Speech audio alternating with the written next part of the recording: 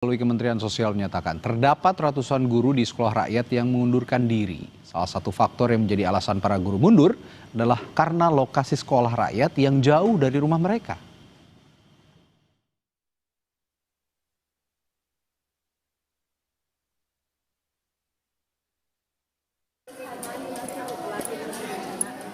Baru 2 pekan berjalan, program sekolah rakyat telah dihadapkan sejumlah isu.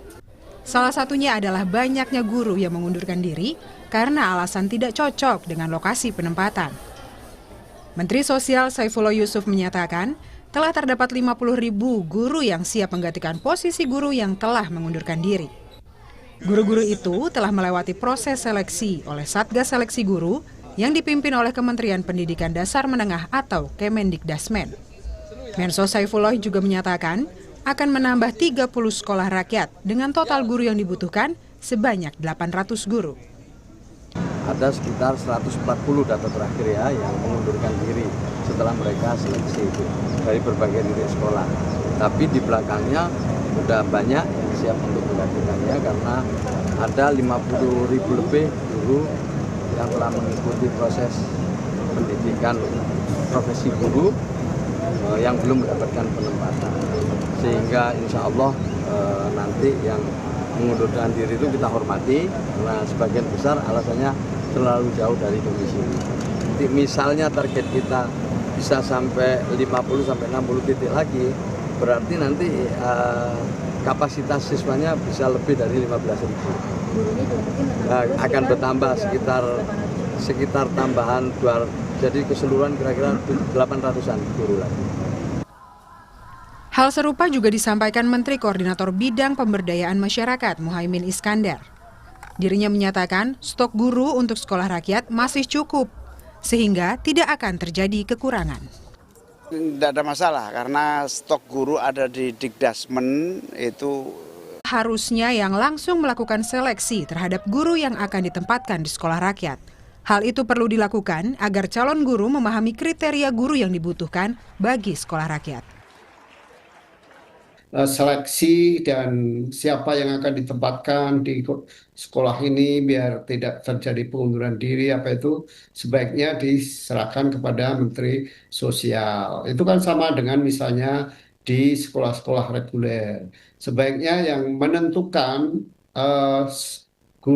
calon guru ini akan ditempatkan di suatu sekolah itu ya Kementerian Pendidikan. Menteri Sosial mengklaim sejak dibuka pada 14 Juli 2025, penyelenggaraan sekolah rakyat secara umum berjalan dengan lancar. Apakah solusi penggantian guru menjadi salah satu jalan keluar utama demi keberlangsungan program sekolah rakyat dalam jangka panjang? Tim Liputan Kompas TV.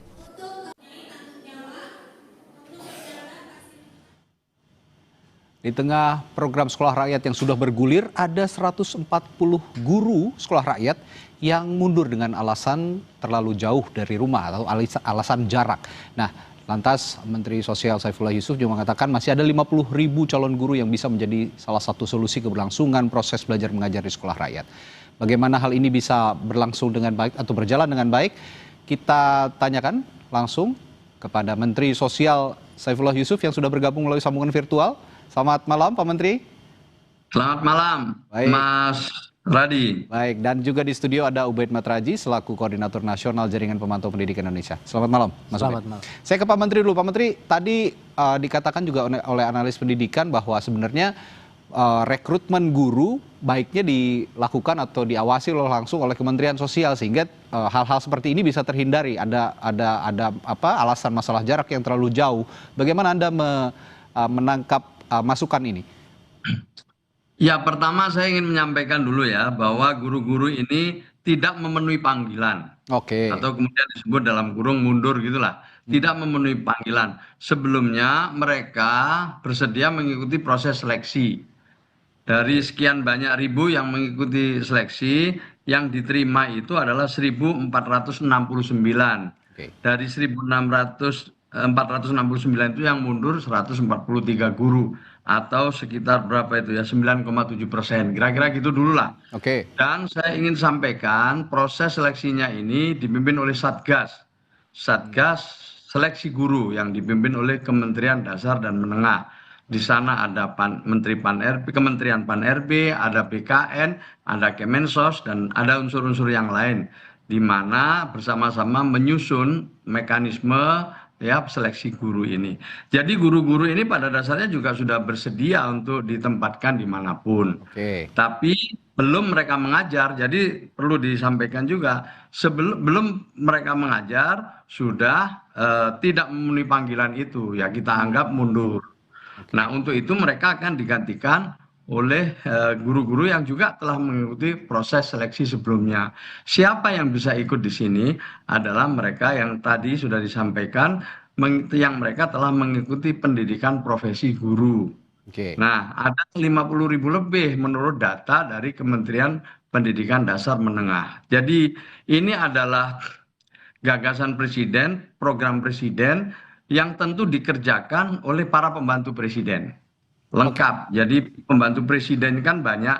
Nah, yang diberikan tugas itu juga banyak melalui Inpres nomor 8 tahun 2025. Jadi Kementerian Sosial memang tidak sendiri.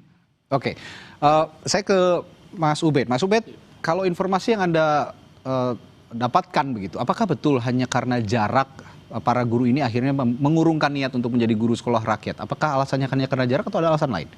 Ya, sebenarnya yang terjadi di lapangan kenapa beberapa guru mengundurkan diri itu memang alasan yang sesungguhnya sebenarnya mestinya Pak Mensos Gus Ipul ini yang lebih tahu secara pasti apa saja beragam alasan itu ya. Dan kami yakin tentu bukan hanya persoalan jarak gitu ya. Tapi karena Kementerian Sosial tidak menceritakan banyak hal kecuali alasan jarak. Kemudian ternyata kami juga menerima laporan dari beberapa masyarakat dan juga guru. Ternyata ada hal lain selain jarak ya. Misalnya yang masuk ke kami misalnya juga soal kesejahteraan. Nah ketika seorang guru diterima di sekolah rakyat, lalu katakanlah mereka harus pindah domisili yang di tempat lain, tidak seperti sebelumnya, kan ada konsekuensi, misalnya dia harus menghidupi keluarga dan seterusnya. Nah, menurut sebagian guru ini, gaji yang harus dia terima sebagai hak sebagai guru, kemudian kesejahteraan, itu dianggap tidak mencukupi gitu ya. Sehingga mereka memutuskan untuk tidak melanjutkan. Meskipun tadi Pak Menteri bilang bahwa mereka di awal bersedia, tetapi mungkin ada pertimbangan-pertimbangan yang lain, misalnya tadi soal kesejahteraan. Yang kedua juga ada pertimbangan lain soal yang kami terima, itu soal status sebagai guru di sekolah rakyat ini. Soal keberlanjutan gitu ya, mereka juga memikirkan gitu. Apakah misalnya kalau misalnya status mereka ini adalah P3K, itu kan ada jangka kontraknya gitu. Dan ketika jangka kontrak itu juga ada kemungkinan dilanjutkan, ada kemungkinan juga tidak lanjut gitu. Nah dengan adanya beberapa pertimbangan-pertimbangan itu, beberapa tadi disebutkan ada 140 ya, itu mengundur di awal. Ya, so far jadi selain jarak tadi yang muncul dari Mas Ubed adalah soal status dan juga soal kesejahteraan. Nah, bagaimana Pak Menteri Sosial menjawab hal ini? Saya akan tanyakan hal itu setelah jeda di Sapa Indonesia Malam. Tetaplah bersama kami.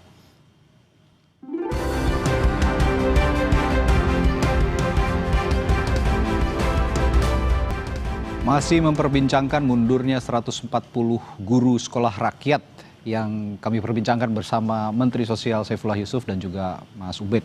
Nah, saya tadi mendapatkan informasi dari Mas Ubed, Pak Menteri, inventarisasi masalahnya selain karena jarak, katanya ada masalah juga soal status kepegawaian sang guru dan juga kesejahteraan. Benar demikian? Ada keluhan itu juga dari para guru, Pak Menteri? Ya. Pertama yang paling tahu sebenarnya sih mereka yang tidak memenuhi panggilan itu ya. Dan mereka menyampaikan mundur itu melalui aplikasi CASN di BKN, itu dulu. Yang kedua ketika mereka mendaftar dan mengikuti seleksi kan sudah tahu persyaratannya, tentu sudah tahu nanti apa gaji-gajinya, sudah tahu dia semua. Karena ini kan P3K.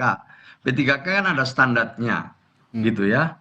Nah, kemudian yang berikutnya perlu saya sampaikan dulu ini, bahwa mereka yang mundur itu berada di 23 titik SR yang mayoritas itu belum beroperasi. Jadi mayoritas memang belum beroperasi, yang insya Allah beroperasinya ini di bulan Agustus maupun September. Ini dulu sebagai penegasan. Seperti jadi yang mereka terjadi di Tangerang ya, Pak Menteri ya? Hah? Seperti yang terjadi di Tangerang hari ini juga kan diberitakan ada di Tangerang ini batal beroperasi karena belum siap katanya. Seperti itu berarti ya? Ya, sarana prasarananya yang belum siap. Oke. Kalau untuk guru, siswa udah siap semua. Oke. Artinya renovasi gedungnya belum selesai, yaitu kita maklumi. Dan sekali lagi yang mundur ini juga kita maklumi ya. Kita mundur ini kita maklumi, ya kita pahami. Mungkin di antara mereka juga sudah diterima di P3K daerah. Jadi dia memilih yang dekat dengan domisili. Itu memang semua haknya dan kita hormati. Tetapi secara umum saya ingin sampaikan bahwa 90% guru-guru yang lolos seleksi telah berada di sekolah-sekolah ya, yang insya Allah siap nanti untuk mengajar. Jadi yang mundur ini adalah 10% atau kurang dari 10%.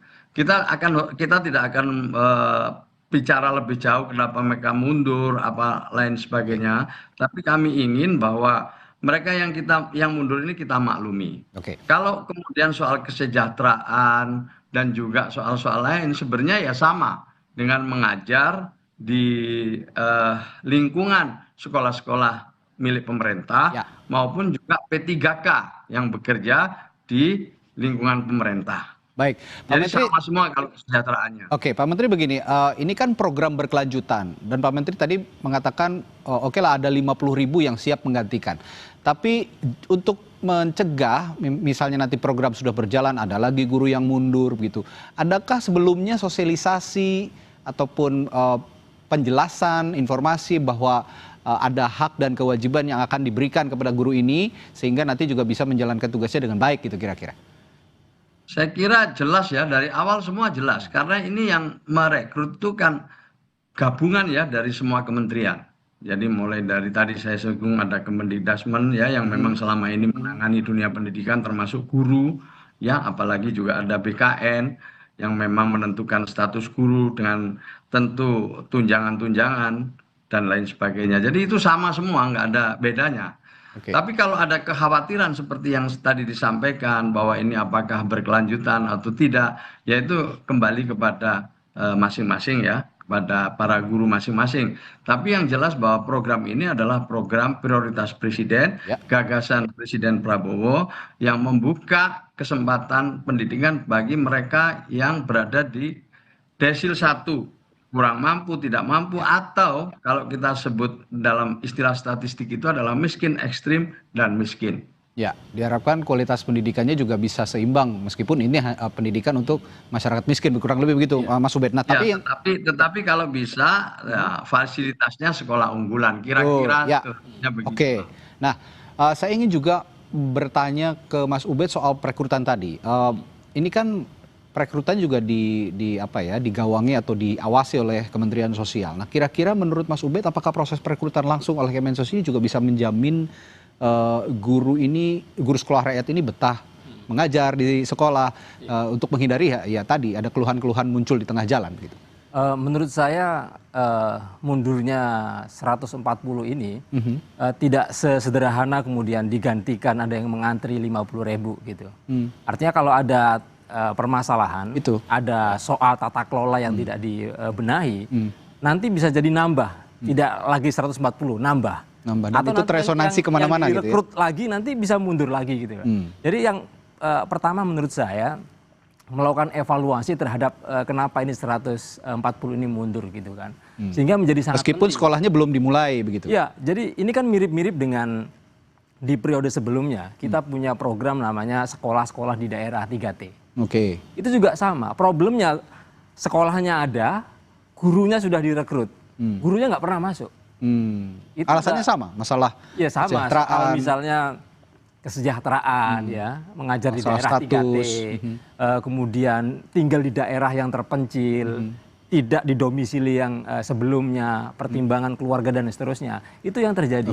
Dan itu terjadi sudah puluhan tahun yang lalu. Kita nggak pernah menyelesaikan soal sekolah-sekolah di perbatasan, sekolah-sekolah di daerah 3T. Lah menurut saya kehadiran sekolah rakyat ini kan sebenarnya tujuannya pengen bagaimana anak-anak yang selama ini yang di desil 1, desil 2 tadi miskin ekstrim tadi kata Pak Menteri tadi itu bisa difasilitasi oleh negara mendapat sekolah yang berkualitas. Nah, tapi kalau kita nggak berangkat ya dari rekam jejak dulu ada sekolah 3T, bagaimana guru sudah direkrut tapi mundur. Ini sama ini indikasinya ini kan. Sekolah rakyat sudah didirikan ya, kemudian diinisiasi, guru direkrut kemudian mundur. Nah, itu muter-muter soal kesejahteraan, soal status, soal jarak tadi itu.